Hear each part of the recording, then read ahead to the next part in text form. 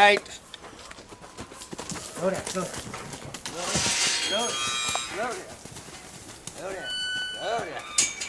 Move. He's a little rusty. Move. Close. Stop. Stop. Now he's rusty because he's been pinned up for a year. I was a millionaire by the time I was 35, but came from how much confidence I had in myself because my parents instilled it in me. My mother used to tell me, you can do anything you want. And even though I didn't have an education, I always remembered that and it felt good about myself, even though I had so many problems. But we'll go to the right. Go to the right. Slow down. One of our philosophies here with the horses is just give them a lot of tender love when they're little. And if you have confidence in them, you'll notice that they'll do a lot better. And I find that's the same in people because when I was a little kid, I had ADD, H, and I was always getting in trouble. I never learned anything in school. I didn't know my ABCs when I was in the 3rd grade. I finally ended up getting booted out of a couple of junior high schools. In high school, made a deal with my parents that I could quit underage. I just went to work on the farms, but nobody knew what my problem was because they didn't know they ever heard of any ADD stuff in those days. They just thought you were a hyperactive, undisciplined child. So I couldn't read at 15. I figured I wanted to go in the Army, so I had to teach myself to read and spell a little bit.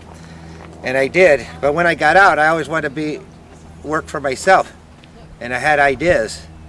And I ended up starting a storage company. I bought my dad's chicken farm and turned it into a storage company, which worked pretty good. And I didn't make enough money though to pay my parents for the payment on the land, so I started a janitorial business. After that was going for a while, I started a security company because I noticed all the security guards in these same buildings. Then I wanted a place for my kids to go to daycare and preschool, so I started my own preschool and daycare. And today that same school is, this is like 35 years later, that same school has 200 kids. And we bus them up here to enjoy all these animals. Look what I got. Come on. Look what I got for you. Here. Come on. Come on. Come on. See, like everything else, they're pretty tame. Everything's tame around here.